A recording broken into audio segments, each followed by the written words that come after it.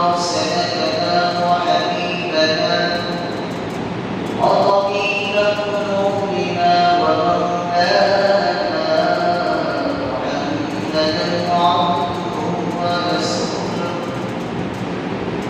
صلى الله عليه وعلى آله وصحبه وبارك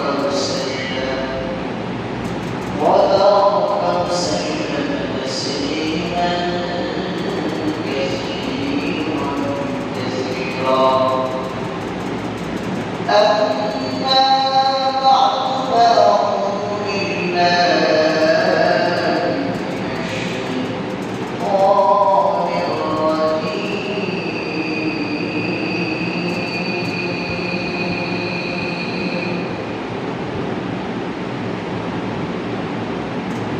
بسم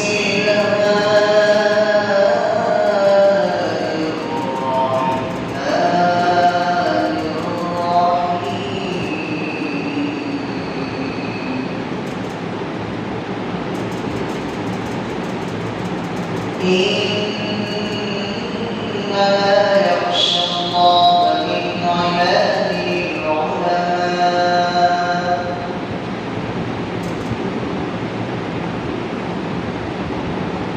وقال تعالى يرفع الله الذين آمنوا منكم والذين أوتوا العلم درجات. أو كما قال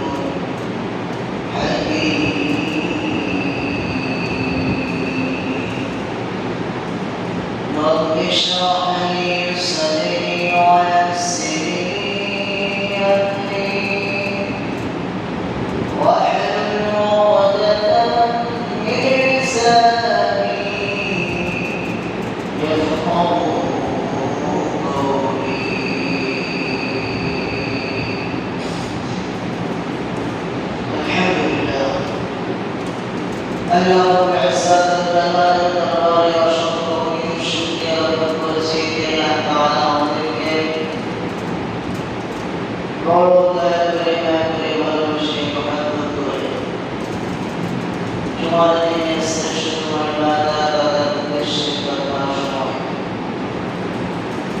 আসবার বসবার তৌফিক ইচ্ছা সুস্থতা যে মহান মুনিব দান করেছেন সে মহান মুনিবের দরবারে অন্তর স্থান থেকে শুকরিয়া জ্ঞাপন করছি সমস্যায় আওয়াজ করে শুকরিয়া করি আলহামদুলিল্লাহ লক্ষ করে দুরূদ ও সালাম মুহাম্মদুর আলামিন শাফিউল মুজনিবিন খাতামুন নবিয়্যিন ওয়াল মুরসালিন নবিয়্যুল আওয়াম ওয়াল আ'লাম মুহাম্মদুর রাসূলুল্লাহ সাল্লাল্লাহু আলাইহি ওয়াসাল্লাম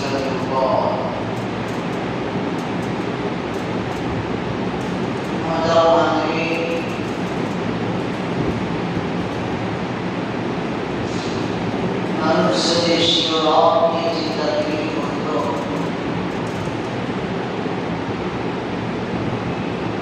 তাহলে মানুষ তার রবের পরিচয় পেয়ে যেত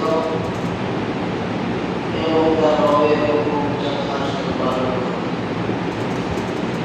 আজ আসলে আমরা আমাদের রবকে চিনি না, জানি না, রবের পরিচয় আমাদের কাছে নাই, যার কারণে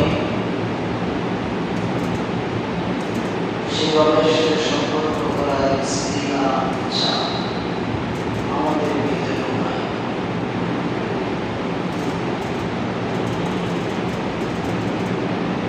দেখেন গত রাত থেকে কিন্তু চরম বৃষ্টি, সেই বৃষ্টি কোনো বৃষ্টি নয়, হঠাৎ বৃষ্টি আবার এখন বৃষ্টি। আল্লাহ তাআলা इंसान এটার দিকে লক্ষ্য করলে আসলে মানুষের হৃদয়ের জন্য যথেষ্ট। মহাত্মার সমাজ থেকে বিদায় নেওয়ার সময়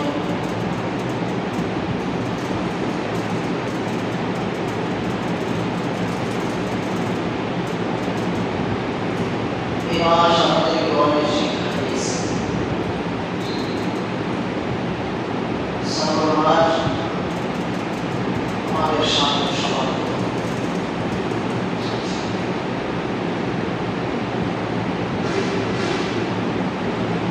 সফর মাস আসলে নবী রহমাতুল্লাহ আলাইহি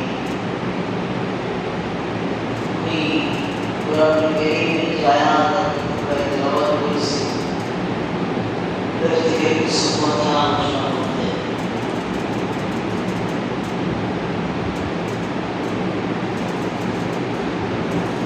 إنما يخشى الله من عباده العلماء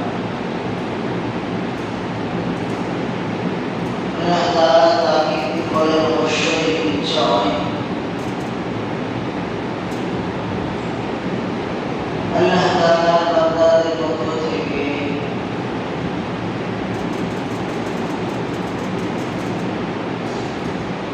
আলেম উলামারা আল্লাহ তাআলাকে অধিক পরোয়া করে।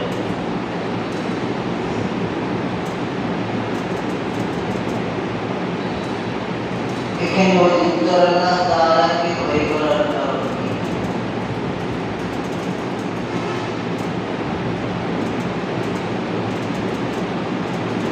ভয় করার কারণ হলো ইলমের প্রফেশন উলামা। ইলম যে সমস্ত ব্যক্তিদের ভিতরে আছে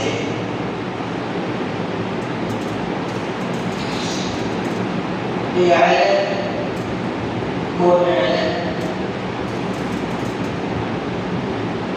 সেই ইলম যদি কোন ব্যক্তির ভিতরে থাকে তাহলে তাকে আলেম বলে, উলামা বলে।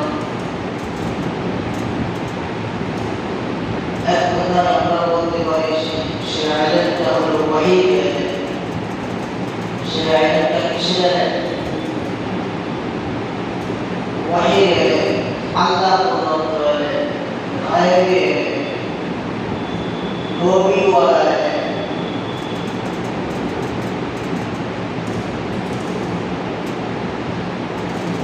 এজন্য বলা হয়েছে পৃথিবীতে এমন আইলেম আছে যে আইলেমটা উপকারী আইলেম, আবার এমন কিছু আইলেম আছে যে আইলেমটা ক্ষতিকর আইলেম, এমন কিছু আইলেম আছে যে আইলেমটা অনার্থক আইলেম।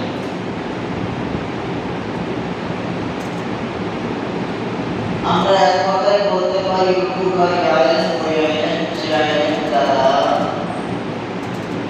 পরকালে নাসাত পাওয়া যায়, মুক্তি পাওয়া যায়। যে আইলেম দ্বারা কি পাওয়া যায়? পরকালে নাসাত পাওয়া যায়, মুক্তি পাওয়া যায়, সেটাই হলো মানুষের জন্য প্রকৃত আইলেম।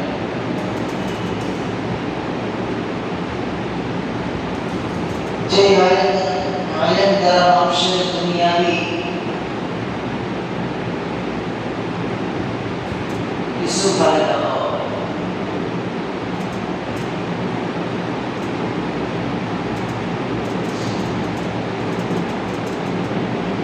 এই আইলেম এক ধরনের আইলেম যেটা মানুষের সাময়িক জিন্দেগি উপকারে আসে, আবার এই সাময়িক জিন্দেগির উপকারটা নিয়ে দুর্বার নির্ভর করে পরকালের উপকারী হতে পারে। এই হলো উপকারী আইলেম।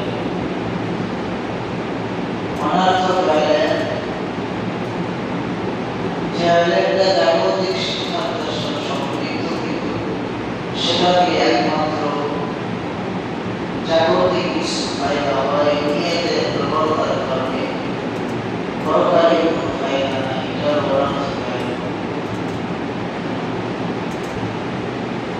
যে আইলেমটা দ্বারা মানুষ ক্ষতিগ্রস্ত হয়, যেমন চুরি বিদ্যা, ডাকাতি বিদ্যা, জ্যোতির্বিদ্যা, গণকের বিদ্যা, জাদুটনা বিদ্যা, এই ধরনের যত আইলেম আছে, জ্ঞান আছে, এটা মানুষের জন্য ক্ষতি করে।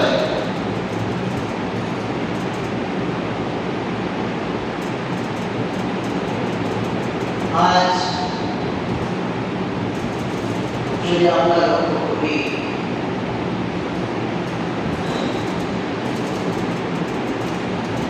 তাহলে আজ আমরা কোন আইলেমের ভিতরে নিজেদেরকে সামিল করছি, যার কারণে আজকে যারা আলেম ওলামা, আজকে যারা জ্ঞানী মানুষ, সে সমস্ত মানুষ সব সাধারণ মানুষ, সকল মানুষকে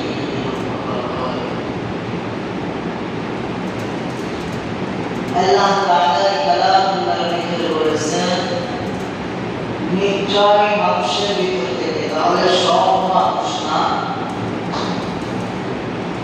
আল্লাহ তাআলা সব বান্দা না, আল্লাহ তাআলা উলামা কথা বলেছেন আলেমদের মধ্য থেকে, তার মানে সব আলেম না। চিন্তা করতেছেন, এক হলো বান্দা থেকে আলাদা করছে, কারণ কিছু বান্দাদের মধ্যে সব থেকে আলেমরা ভালো, ওই আলেমদের ভিতর থেকেও আবার বাছাই আল্লাহ বলতেছেন সব আলেম না, কিছু আলেম।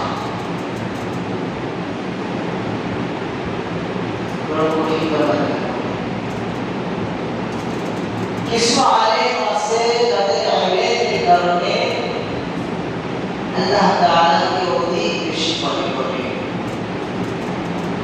পৃথিবীতে যত মানুষের পরিবর্তন হয়েছে, আসলে এই সমস্ত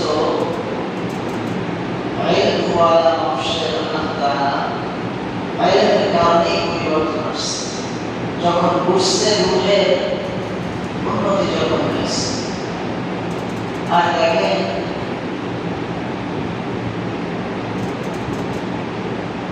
মানুষ কাকে বলা হয়?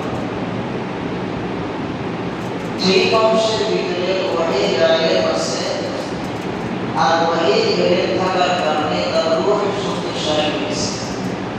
অর্থাৎ যার রূহটা জীবিত আছে সেই হলো প্রকৃত মানুষ, আর যার রূহটা জীবিত নাই সে প্রকৃত মানুষ হতে পারে। যদি বলেন কেন, যার রূহটা ভালো সে ভালো মানুষ, যার রূহটা খারাপ সে খারাপ মানুষ। অর্থাৎ যার মহান শক্তি ভালো সে ভালো মানুষ, যার মহান শক্তি খারাপ সে ভালো মানুষ নয়। কারণ এই রূহ বা আত্মা যেটাকে আমরা বলি, এটা কোনো মৃত্যু নাই, অনন্তশীল কাল থাকে, মাঝে মধ্যে ট্রান্সফার পরিবর্তন হবে, কিন্তু রূহ নিজের জায়গায় থাকে। রূহটা যার ভালো সে ভালো। আর আমাদের যে শরীরটা এটা তো ক্ষণস্থায়ী, অস্থায়ী, কিছুদিন হতো। এই জন্য দুনিয়ার ভিতরে মানুষ দুই প্রকার, এক প্রকার মানুষ তার শরীরটা নিয়েই পৃথিবী আছে, আর এক প্রকারের মানুষ আছে যাদের রূহকে শক্তিশালী করতে চায়।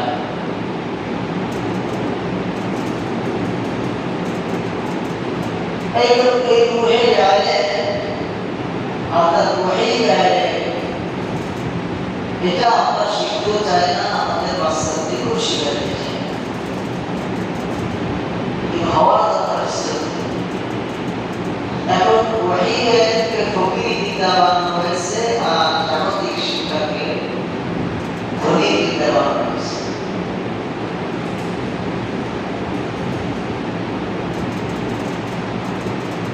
বড় বড় বুদ্ধিজীবী জ্ঞানী যাদেরকে আমরা মনে করি, তাদের ভাষা শুনে এরকমই মনে হয়।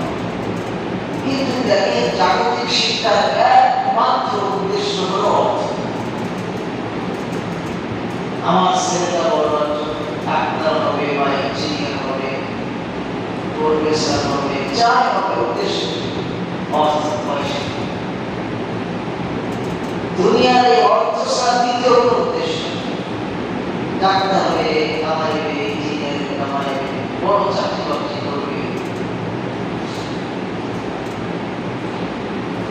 ধনী লোকের এই বাচ্চাগুলোকে এই শিক্ষাগুলো শিখতে চায়, ওই জ্ঞান দিতে চায়। কিন্তু নিয়ম হলো যে ধনী বাচ্চাদেরকে আল্লাহ ধনী বানাইছে, তাদেরকে শিখাবে কোরআন হাদিসে। আর যাদের টাকা পয়সা নাই তারাই দুনিয়ার লোকে দুনিয়ার টাকা পয়সা কামানোর জন্য জাগতিক শিক্ষা হবে, কিন্তু পুরাই উল্টা। এক শ্রেণীর আলেমকে কোরআনে ওয়াহির আলেমকে ফকির বিদ্যা বানায় সরানো হয়েছে, আর জাগতিক শিক্ষা দিয়ে কোরআনের ওই ওয়াহির জ্ঞান না থাকার কারণে ওই জাগতিক শিক্ষায় শিক্ষিত মানুষগুলো মানুষ দুটি অমানুষের মধ্যে রসূলের হাদিস হলো খায়রুল গিনা মিনান নাফস। ধনী আর দরিদ্র কুমার থেকে বলেছে, যার অন্তরটা ধনী সে ধনী, আর যার অন্তর ধনী নেই সে যত টাকার মালিক বসে বলি সে ধনী না। যার অন্তর ধনী সে কি কথা, যার অন্তর ধনী টাকা পয়সা নেই, কিন্তু মনের দিক থেকে বলে না আমার টাকা থেকে কি বড় আছে, কথা বলে চলে আসে না সবাই। তো যার অন্তরটা ধনী সেই প্রকৃত ধনী, আর যার অন্তর ধনী নেই, যত ধনী টাকার মালিক হোক সে কখনো ধনী হতে পারে না। অর্থাৎ তার মনটা যখন ধনী না, তখন আরো কামাইতে চায়, আরো কামানোর জন্য বাচ্চাদেরকে দিনের লাইনে রাখতে চায়, দিতেও চায়।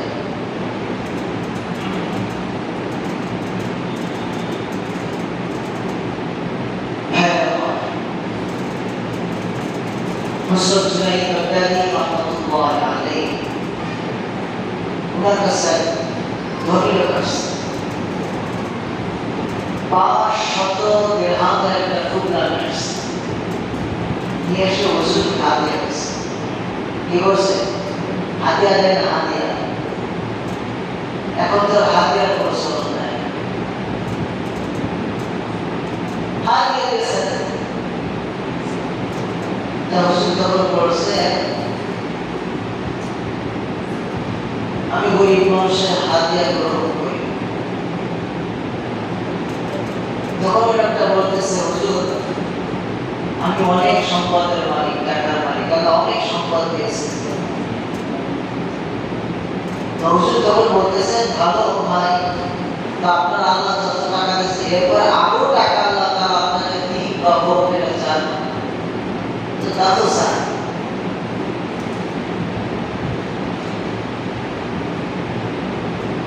হুজুর এরকম সম্পদ কার থেকেই জানতেন,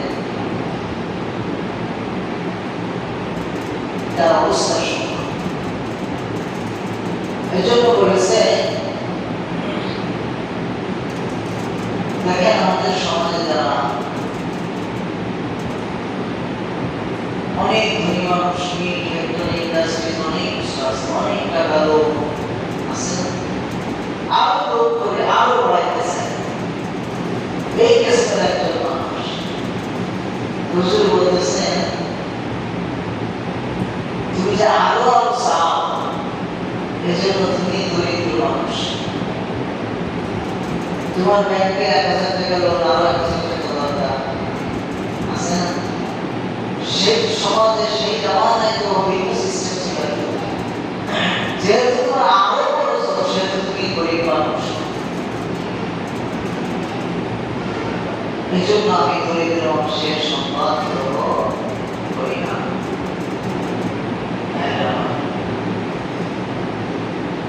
আজ আমরা আমাদেরকে মন থেকে ধনী বানাইতে পারতেছি না,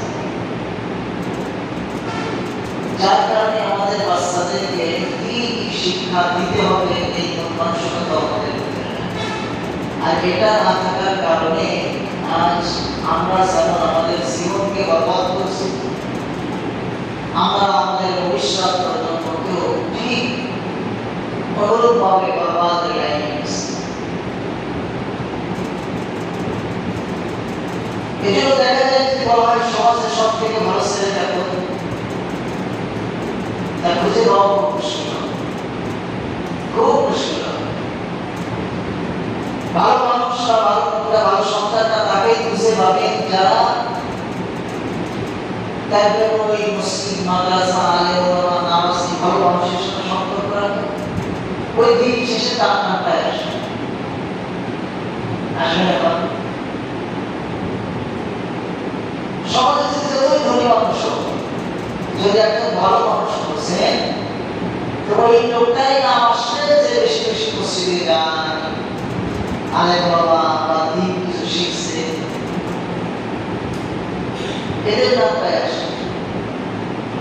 আপনি ভালো মানুষ বুঝতে ওই সমস্ত জায়গায় পাবেন। তাহলে আমি যে নিজেকে অনেক বড় জ্ঞানী শিক্ষিত মনে করছি বা আমার সন্তানদেরকে সেভাবেই করা দিয়েছি, আর এরা যখন দিনের কোনো প্রশ্ন থাকার কারণে দিনের বিরোধিতা করতেছে, ইসলামের বিরোধিতা করতেছে, আলেমদের বিরোধিতা করতেছে, এমনকি নিজের স্বার্থে রাষ্ট্রের বিরোধিতা করে নিজের ভূখণ্ড জন্ম আজকে হাজার হাজার লাখ লাখ কোটি টাকা যারা প্রসার করছে, দুর্নীতি করছে, যদি তালিকাটাকে দেখা বলবেন এই দেশের সব থেকে বেশি শিক্ষিত মানুষরা করছে, যারা আমাদের দেশটা সুন্দরভাবে পরিচালনা করে, তারাই যেগুলো করছে, তারা তো আমাদের জাগতিক শিক্ষার সর্বোচ্চ শিক্ষিত মানুষ। তার মানে এই শিক্ষার সাথে যখন কোরআনের ওহী, আল্লাহ তাআলার ওহী জ্ঞান যখন ঢোকে নাই, পরকালীন যে জিন্দেগি জ্ঞান যখন তার পিতামাতা দেয় নাই, ও জাগতিক হাজার শিক্ষায় শিক্ষিত হলেও ও অমানুষ হয়ে গেছে, মানুষ হতে পারেনি। আগেই বলছি যার ভিতরে ওহী জ্ঞান নাই, সে কখনোই প্রকৃত মানুষ হতে পারে না। ওহী জ্ঞান ছাড়া কোন ব্যক্তির ভিতরে আল্লাহ তাআলা ভয় ওয়াহদানিয়ত আসতে পারে না। অথচ আল্লাহ তাআলা আমাদের বানাইছিলেন শুধু ওই পরকালের জন্য, ওহী জ্ঞানের জন্য। ওয়া খালাকাতুল জিন্না ওয়াল ইনসা ইল্লা লিয়াবুদুন।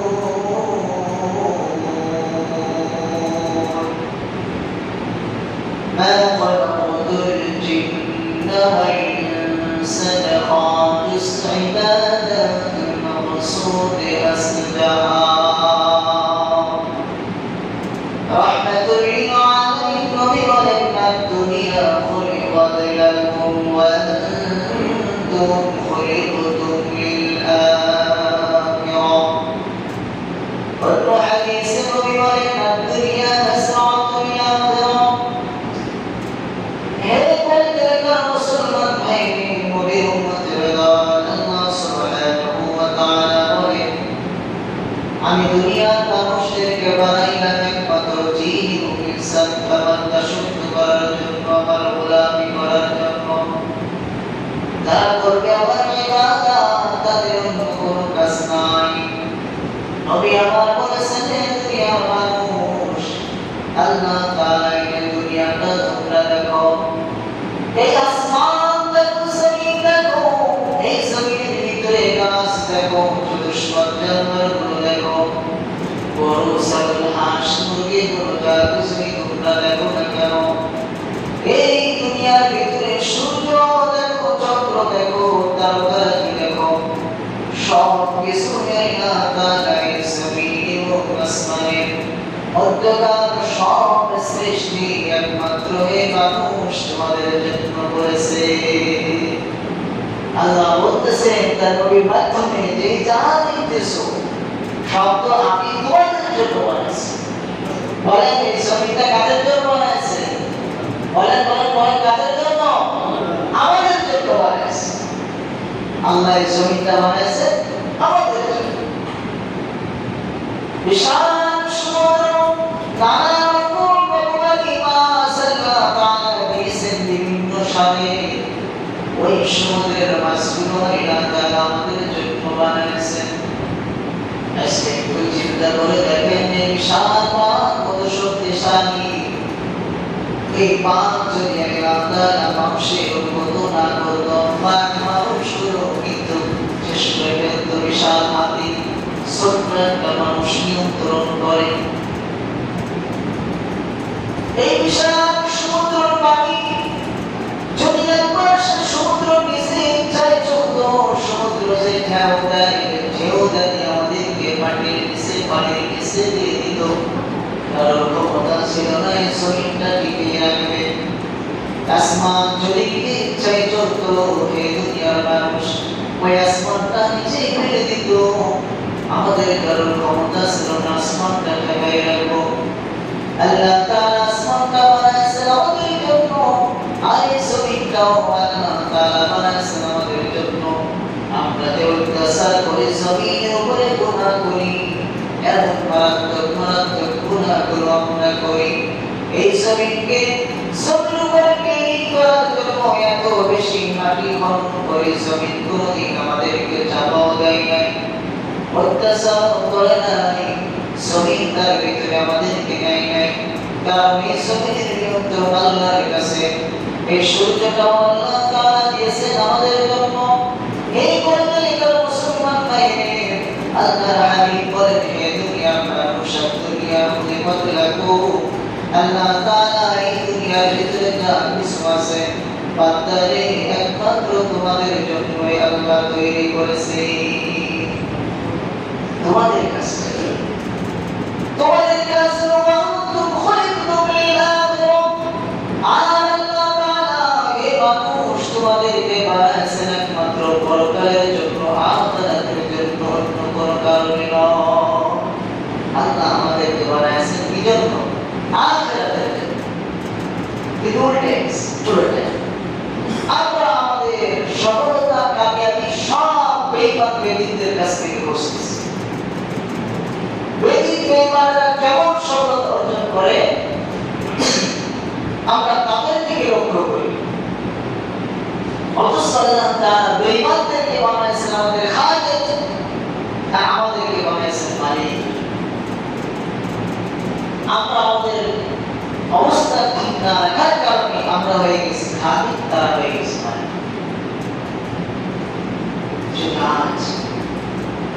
আমরা আমাদের অবস্থা ঠিক রাখতাম, বলতে পারেন হুজুর কেন? রাসূলের হাদিস তিনি বলেন لا تقوم الساعة حتى يقال في الأرض الله الله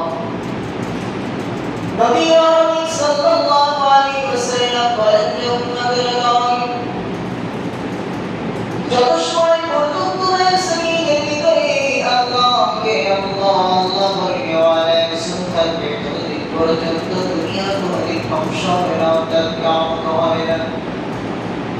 এই বলাজাতিকার মুসলমান বাইরে আল্লাহ আল্লাহ বলবে ওয়ালা মুসলিমের ভিতরে থাকবে না।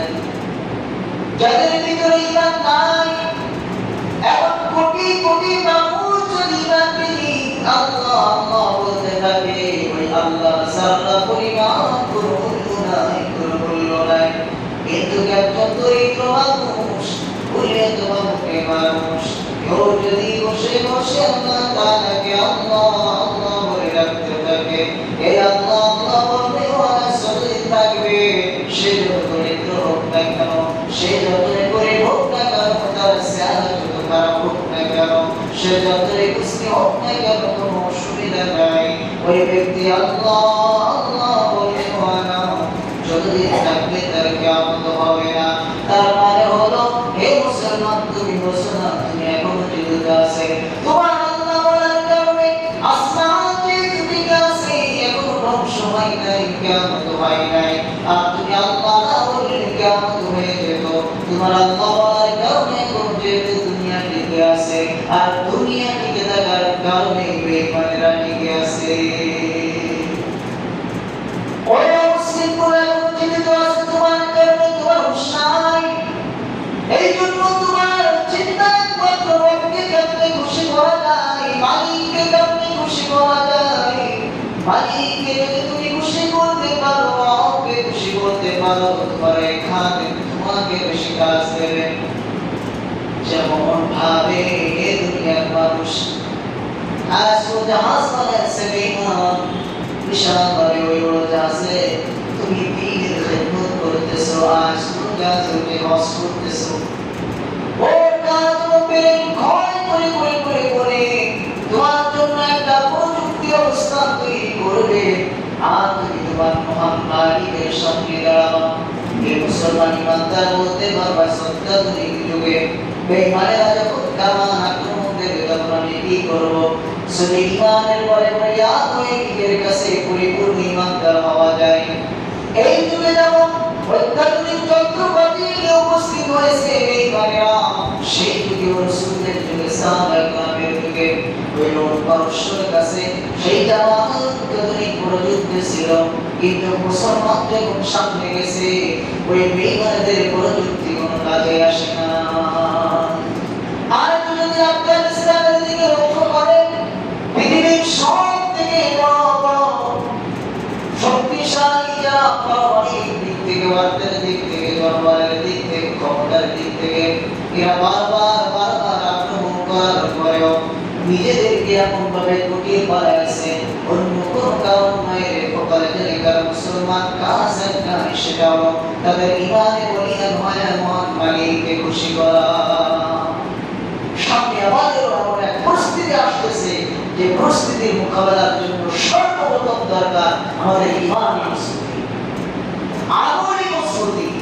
আমাদের আমলি মজবুতি না থাকার কারণে হলো ইমানি মজবুতি নাই। বলো ইমানটা আমাদের মজবুত নাই। মুসলমানরা ইমানি মজবুতি রাখতে হবে। হযরত ওমর ফারুক রাদিয়াল্লাহু তাআলা মুসলমান হওয়ার ঘটনা যদি আমরা একটু চিন্তা করি, হযরত ওমর ফারুক রাদিয়াল্লাহু তাআলা যখন মুসলমান হয় নাই, বেঈমানদের পক্ষে রয়েছে কাবা শরীফের ভিতরে বেঈমানেরা মুহাম্মদুর রাসূলুল্লাহ সাল্লাল্লাহু আলাইহি ওয়াসাল্লামকে কেমনে ধ্বংস করে, মুসলমানকে কেমনে নিধন করা যায়। কেবল লা ইলাহা ইল্লাল্লাহ মুহাম্মাদুর রাসূলুল্লাহ শুরু হয়েছে। আমরা তো লা ইলাহা ইল্লাল্লাহ মুহাম্মাদুর রাসূলুল্লাহ বলো কি বলো কি এই বাণীর আবেদনটা কি এটা না বুঝার কারণে বুঝে না। কিন্তু মক্কার ওই বেঈমানেরা বুঝতো লা ইলাহা ইল্লাল্লাহ মুহাম্মাদুর রাসূলুল্লাহ বুঝোটা কি তার মর্ম কি, এই বাণী দ্বারা মুহাম্মদ কি বুঝাইতে চায় এটা ওই মক্কার কাফেররা বুঝতো। আমরা নিজেদের মায়া এবং তার কারণে বংশসূত্রে ইসলাম পাওয়ার কারণে মর্ম বুঝি না, কারণ আমাদের ভিতরে লা ইলাহা ইল্লাল্লাহ মুহাম্মাদুর রাসূলুল্লাহ ইলম আমাদের ভিতরে নাই। আজকে না থাকার কারণে হুজুর বুঝি না। অবশ্যই কে মুহাম্মাদের কল্যাণ নিয়ে আসতে পারবে তাকে 100 লাখ উপহার দেওয়া হবে। শক্তিশালী 26 বছরের যুবক ওমরে ফারুক দাঁড়িয়ে গেল, পুরা তরবারি নিয়ে আমি যাচ্ছি চলে গেল। প্রতিমধ্যে দেখেন এক ব্যক্তির সাথে সাক্ষাৎ হয়ে গেল। সাক্ষাৎ হলে ওমর পুরা তরবারি নিয়ে কোথায় যাব? ওমর তখন বললেন আর কোথায় যাব, তবে মুহাম্মদকে আমি মারতে যাচ্ছি, তার কয়লাটা নিয়ে আনবো। তখন বললেন সেই ব্যক্তির মারা একমাত্র মুহাম্মাদকে। ওমর ওই ব্যক্তি হত্যা করতে তুমি পারবা না। ওমর বুঝে ফেলল আর কেউ নেই মুসলমান। তখন বলল মুহাম্মাদের কাছে যাওয়ার আগে তোর ফয়সালাটা আগে করি।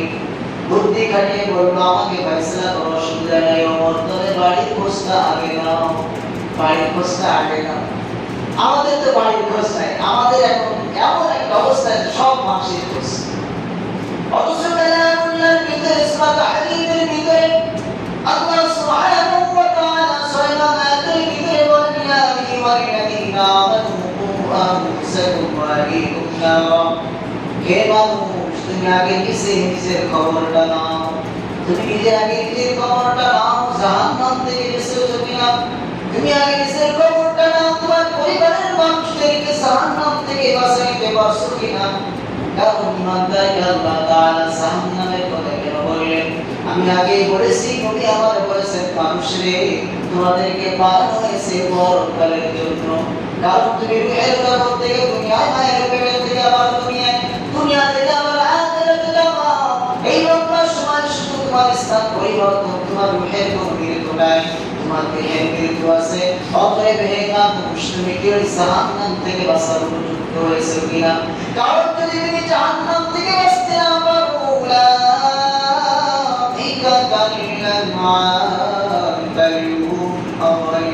ওই কাফেরদেরকে কেন বললেন আল্লাহ তাআলা শুকরের মতন? ওই কাফেরদেরকে আল্লাহ কেন বললেন কুকুরের মতন? কারণ ওই কাফেররা ওই কুকুরটা ওই খিনজির যেটা রয়েছে এটা জাহান্নামের ভিতরে যাবে না। কিন্তু বেঈমান যে আছে, বেঈমানদার যে আছে, বেআমল যে আছে, তার জন্য জাহান্নাম। অতএব কুকুরটার জন্য জাহান্নাম না। আল্লাহ বুঝাইলেন মানুষরে ওই কুকুরটা জাহান্নামে যাবে না, তোকে মানুষ বানানোর পরেও তুই জাহান্নামে যাবে। অতএব তোর ইসলাম ওই কুকুর থেকেও নিকৃষ্ট। ভাইরা আমার, আজকাল আমাদের পরিচয় না জানার কারণে আমরা নিজেদেরকে ওই খারাপ পশু থেকেও আরো বেশি নিয়ে গেছি। আল্লাহ তাআলা বুঝায় দুনিয়ার মানুষ ভালো করে শুনে না। ওমরে ফারুক থেকে তোমরা শিক্ষা নাও। ওমরে ফারুক যখন শুনল নিজের বাড়িতে আগুন ধরে গেছে, নিজের বাড়িতে আজকে কি যেন হয়ে গেছে, অন্য মানুষের চিন্তাবাদ। আজ আমাদেরকে নিজেদেরকে জাহান্নাম থেকে বাঁচাইতে হবে। কারণ আমাদের চিন্তা ছিল ওমর নিজে ঠিক আছে, আর নিজের সে বল এবং ভক্তির কথা শুনেছে তারা খারাপ হয়ে গেছে। ওমর নিজে ভালো আছে আর নিজের ভক্তি খারাপ হয়ে গেছে। এই ক্ষেত্রে সে আগে দৌড়াইছে নিজের বাড়ি। এই করে চলে গেল মুসলমান ইমানদার আল্লাহর গোলাম। আজকে যদি আমি নিজেকে ইমানদার বলে দাবি করি, তাহলে আগে আমার নিজের বুকে হাত দিয়ে দেখতে হবে আমি নিজে আগে জাহান্নাম থেকে বেঁচেছি কিনা, আমার পরিবার জাহান্নাম থেকে বেঁচেছে কিনা, এই যদি আমি না বাঁচাইতে পারি, নিজেও না বাঁচতে পারি, আমার আপনার জন্য দুনিয়ায় বড়াই করে কোনো লাভ না, কোনো লাভ আছে, কোনো লাভ নাই, কারণ মরা লাগবেই, এর ভিতরে কোনো সন্দেহ নেই। অবশ্যই চলে গেলেন কুলের বাড়িতে, বাড়ির কাছে যাওয়ার আগে শুনতে পেলেন কালামুল্লাহ শরীফের আওয়াজ শোনা যায়, গুনগুন গুনগুন করে আওয়াজ শোনা যায়। দরজায় আঘাত করলেন, প্রথম আওয়াজের সঙ্গে সঙ্গে অফ করে দিলেন দ্বিতীয় আওয়াজ। অমরের আওয়াজ বড় ভয়ঙ্কর, গন্ত হয়ে পেয়ে গেলেন। ভাই চলে আসছে, শুনে ফেলছে, কোরআন শরীফ যেটা পাতা সেই জামানায় ছিল সরায় ফেললেন। ঘরের ঘর সঙ্গে সঙ্গে, হে আমার ফাতেমা তুমি কি করতেছিলে? কালামুল্লাহ শরীফ তেলাওয়াত করতেছিলে। হ্যাঁ তেলাওয়াত করতেছিলাম, তোমরা মুসলমান হয়েছো নাকি হয়েছি, দ্বিতীয় কোন কথা শোনার সময় নাই। এমন মায়ের বেশ হয়ে গেল, নিচের প্রতিপদিকে অনেক বেশি পিটাইল, এমন পিটাইল নিজের বোন সামনে গেল, বোনকেও অনেক মার দিল। বোনকে মারতে মারতে এক সময় বোনের শরীর থেকে ফিটকে দিয়ে রক্ত বের হলো, রক্ত যখন বের হয়ে গেল, ভাই তো বোনের প্রতি দরদ আছে, রক্ত বের হওয়ার সঙ্গে সঙ্গে বোন তখন বললো, ভাই রে তোমার যদি তুমি আমাকে মেরেও ফেলো, আমি এই কোরআন কখনোই ছাড়বো না, আমাকে মেরে ফেলো কিন্তু কোরআন ছাড়তে রাজি নয়, ইসলাম ছাড়তে, দিন ছাড়তে রাজি নয়। ভাইরা আমার, অমরে ফারুক দেখলো বোন বলতেছে মেরে ফেললো, ছাড়তে নাই, আমার কি শরীরের রক্ত দেখে বললে বললো বলবে আমার ঠিক আছে তোরা আমার না, তবে বল কি তেলাওয়াত করতেছিলে সেই জিনিসটা আমাকে বললেন। ভাই এমন এক জিনিস যেটা বিনা ওষুধে করা যায় না, ওষুধ করা লাগে।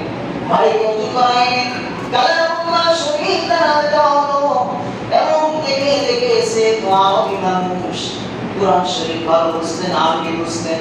ওমর ফারুক শিক্ষিত মানুষ, যখন দেখলেন তার সামনে দেওয়া হলো সূরা তাহা, সূরা তাহা দেখতে দেখতে চলে আসলো, ইন্নাস সাআতা লাতিয়াতু লা রাইবা ফিহা। এইভাবে তেলাওয়াত করতেছে আর তেলাওয়াত করতেছে আর চোখ থেকে ওমরের পানি সরা শুরু করলো।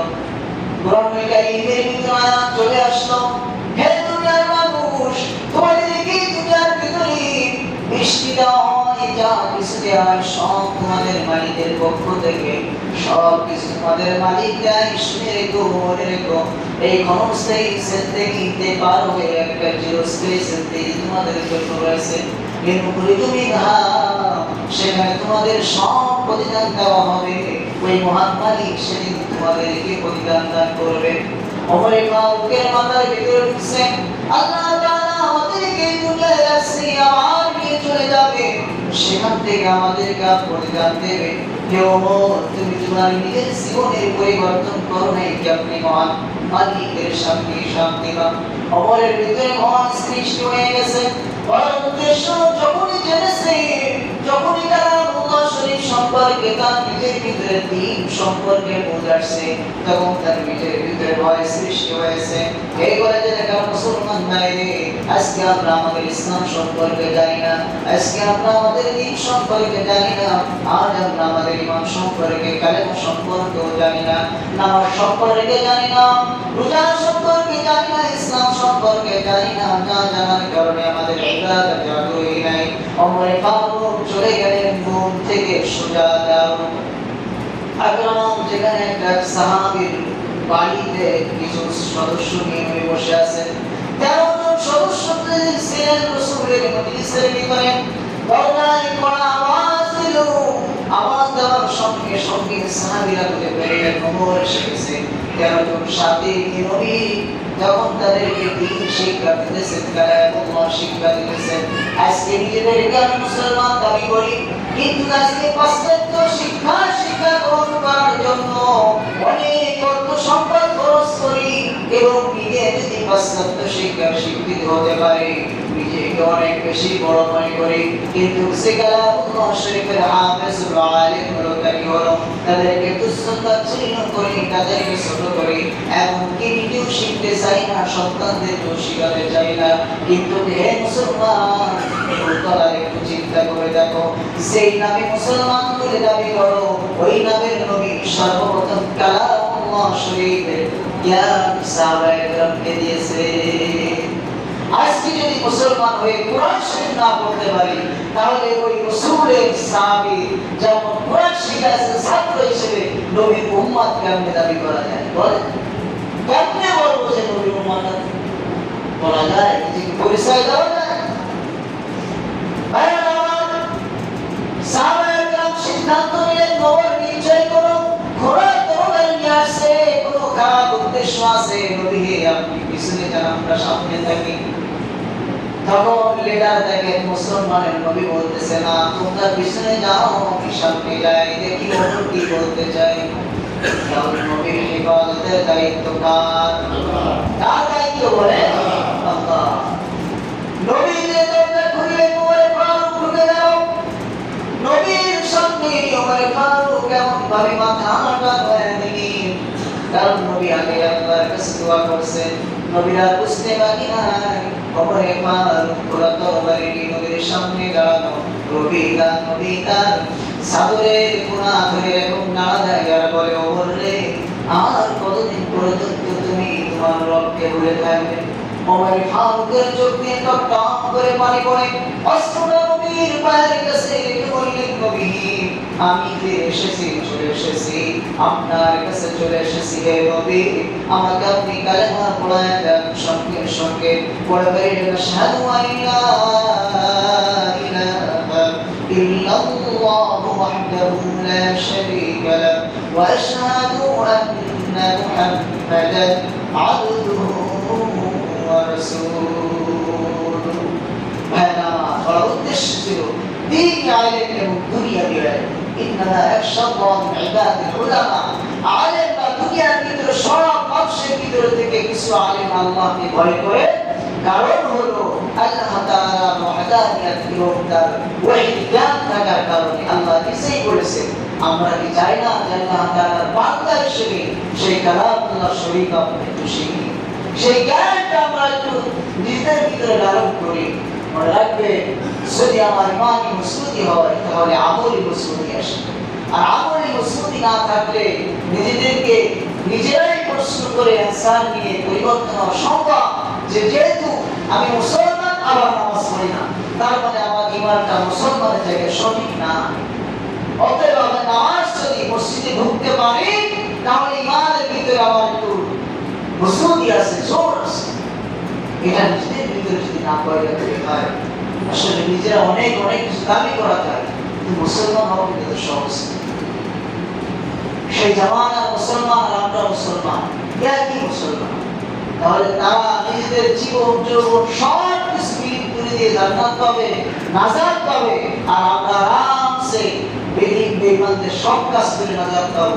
এটা তো আসলে একজন বোকা মানুষ স্বাভাবিক হয়ে বসে এটা সম্ভব নয়। এজন্য সকলের কাছে কথা আবার অনুরোধ করে বলি, আসলে আমরা যে পথে যাইতেছি এটা খুব খারাপ পথ। আমরা নিজেদেরকে নিজেদের পরিচয় বলে গেছি। সেদিকে একজনে বলতেছিলাম, ভাই যে দাজ্জাল আসবে, আর দাজ্জাল আসার পর এদের সাথী হবে মুসলমান, দলে দলে চলে যাবে। কেমন কিছু রাগ করেন না। এই যে খেলায় স্বাভাবিকভাবে কত মানুষ মারা গেল, কত মানুষ মারামারি করলো, কত মানুষ আত্মহত্যা করলো, কত মানুষ এমন মার হয়েছে, মনটা বড় খারাপ। কারণ নিজেরা ফেল করেছে, নিজেদের সমর্থন করেছে। আমার কাছে কেমন যেন মনে হয়েছে যে বয়সের সাথে অনেক কিছু বোঝা যায় না, যে এই যে মানুষগুলো যাদের দেশে আযান দেওয়া নিষেধ, তাদের অর্থ ব্যয় করে মুসলমান ধ্বংস করার জন্য আমরা যা তাদের সমর্থন করতেছি, কিছু মনে করেন না, বোঝানোর স্বার্থে বলছি। আমার মনে হয় আমরা অনায়াসে, কারণ দাজ্জালের থেকে খুব বেশি ভালো কাজ করবে, আপনি কল্পনা করতে পারবেন না। আমরা অনায়াসে ওই দাজ্জালের সাথী হয়ে যাব, এটা আমার মনে হয়। এই জন্য অনুরোধ থাকবে সকলের প্রতি, মানুষ হিসেবে প্রাকৃতিক চাহিদা হিসেবে খেলার প্রতি প্রত্যেকটা মানুষের চাহিদা আছে, এটা আল্লাহ তাআলার জন্মগত স্বভাব, এটা থাকা ভালো, সমস্যা নাই। কিন্তু এমন থাকা ভালো না যে থাকার কারণে মারামারি, হুড়হুড়ি, চিল্লাচিল্লি, এই সারা রাজ্যে গিয়ে অনেক কিছু করা। সকলের কাছে আহ্বান থাকবে যে এগুলো করতে গিয়ে যেন আমরা আমাদের ঈমানকে হারিয়ে না ফেলি। এগুলো করতে গিয়ে অনেক নামাজিও রাত্রে খেলা থেকে কারণে ফজরের নামাজ আসতে পারে, সেই খেলা, সেই ভালোবাসা আমার আল্লাহ হুকুম থেকে দূরে নিয়ে যায়। কেমনে আমি সেই খেলা, সেই হুকুম, সেই দেশ এর প্রতি এত আসক্ত আমার হয়? এই জন্য সকলের কাছে আহ্বান থাকবে, হাতে বাড়ি তৈরি করে পারি। আমরা কত মানুষ আসছি, কিন্তু এখন নামাজের ভিতরে আপনাদের খেলাইতে পারলাম না। আপনাদের বাড়িতে গিয়ে পা ধরা, আর এখানে বলতে একই কথা। এই কয়েকজন মুরব্বী মানুষ সারতে পারে না, এরাও 70 দিন না 80 দিন ধরে খেয়াল নেয়, এতদিন ডেকেছে, ডাকার পরও আমরা এখন সঠিকভাবে নামাজ আসতে পারি না। কে কখন মারা যাবে ঠিক নাই, এই জন্য আমিও মারা যেতে পারি। সকলের কাছে আহ্বান করছি, আমরা যে যাই করি মানে নামাজ সকল গুনাহ থেকে ফিরানোর একটা চাবি। এজন্য বলতেছি নামাজ অন্তত 5 ওয়াক্ত পড়ি, যেখানে যে অবস্থায় থাকি। এই অনুরোধটা আপনাদের মধ্যে রাখি। আর এটা পিছনে আসতে গেলে দিনই কিছু শিক্ষা গ্রহণ করা দরকার, যেটা মসজিদে হুজুরের কাছে হোক, মাদ্রাসায় 1 ঘন্টা টাইম দিয়ে হোক। এখন বয়স হয়ে গেছে, ব্যবসা বাণিজ্য করে যে যেখানে যে অবস্থাতে আছে, সকলের কাছে আহ্বান থাকবে দিনই কিছু এলে বুঝ আসলে নিজের ভিতরে না থাকলে পরিবর্তন সম্ভব নয়। এই জন্য সকলের কাছে আহ্বান, দিন শিক্ষা, ওয়াহির শিক্ষা গ্রহণের সাথে সাথে নিজেদের ঈমান মুআদ করে পরিবর্তন করে যেন খবরে যাইতে পারি, আশাবাদ ব্যক্ত করে সকলের কাছে দাওয়াত দিয়ে আলোচনা শেষ করছি। ওয়া মা আলাইনা ইল্লাল বালাগ। আসসালামু আলাইকুম ওয়া রাহমাতুল্লাহি ওয়া বারাকাতুহু।